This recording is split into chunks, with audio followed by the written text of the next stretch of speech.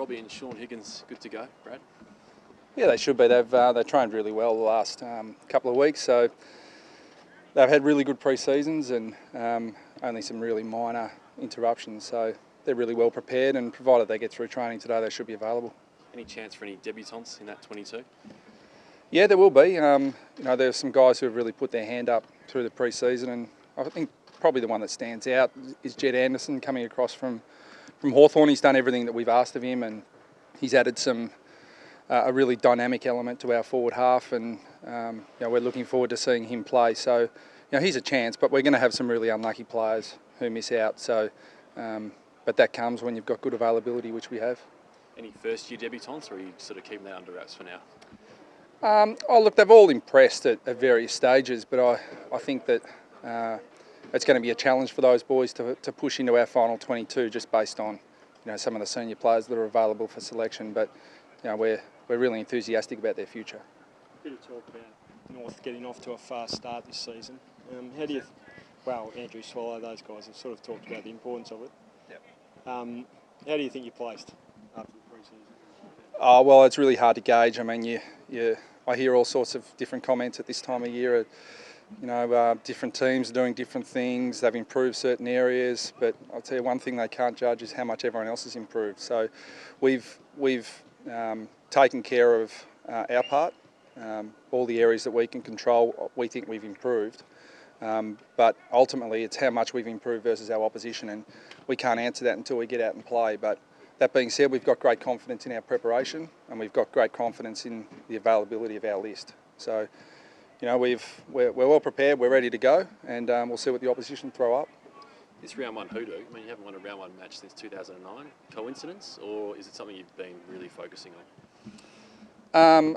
I think it's really difficult to say whether it could be complete coincidence, because 3 months is a long time in footy, let alone 12 months, let alone 7 or 8 years. So, it could be coincidence, but we're not leaving anything to chance. I mean, we're not stupid enough to say that we're just going to keep rolling out the same round one preparation that we have in previous years.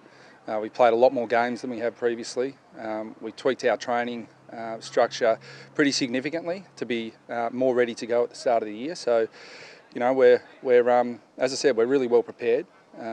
We're not sticking our heads in the sand and saying it's just a coincidence. But at the end of the day, I mean, it's worth 4 points. It's an important 4 points. But the season isn't a sprint, but it's not a marathon either. It's really a series of intervals, really hard intervals each week, and you've got to keep backing up each week. And we think our preparation gives us a good opportunity to start well, but most importantly, still be able to play our best footy when it really matters. What are your memories of this match last year? I mean, I can imagine they must be pretty awful over at Adelaide Oval. Yeah, we didn't play well. We played some hopeful footy, and we were beaten around the contest. So that proved to be a bit of an aberration for our 2015 season.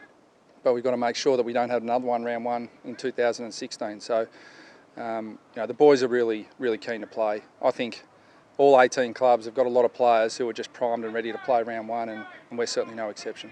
What sort of challenge do the Crows present this year, do you think? Yeah, I've been impressed with their NAB Challenge series. I think they've got a lot of quality players.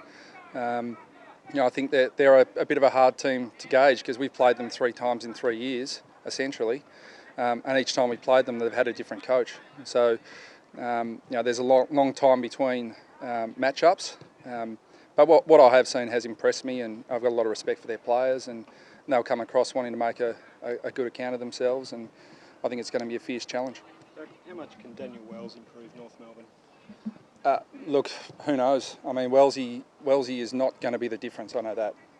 People who think that one player comes into your team and makes all the difference are delusional. Wellsy's going to play his part. It's an important part, but it's no more important than any other of our midfielders. So, we've got to get away from this concept that one player is going to be the missing piece in the puzzle.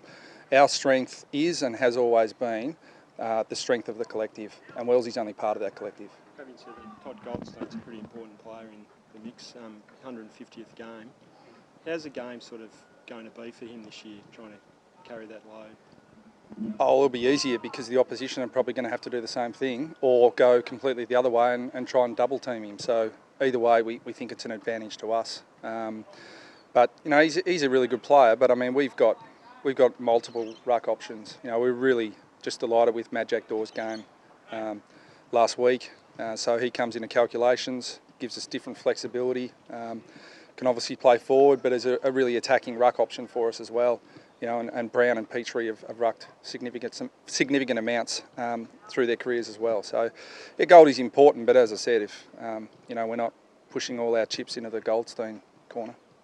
Expecting Majak to almost take his game to that next level this season when he's had a couple of years to mature and really get used to your system. You're expecting 2016 to sort of make it his own? Oh, based on the preparation he's had, he's got a good opportunity to do that. But you know, we're not hoping. He's got to continue to work really hard, and if he continues to do that, then the rewards will come. Just a final one, Good Friday football. I mean, North Melbourne are the pioneers of Friday night football. Would it be appropriate that you guys are given the first game on Good Friday? Oh, look, I think James Brayshaw and Carl Delena will speak more specifically about Friday night footy, but I think the whole football community are well aware that North Melbourne were not only the originators of Friday night footy, but 20 years ago we were the first to talk about possibly playing on Good Friday. And, you know, 20 years is a long time to wait. And, you know, obviously if it's on the table, a lot of clubs will put their hand up. But we certainly hope that the AFL have long memories and they remember who came up with the idea.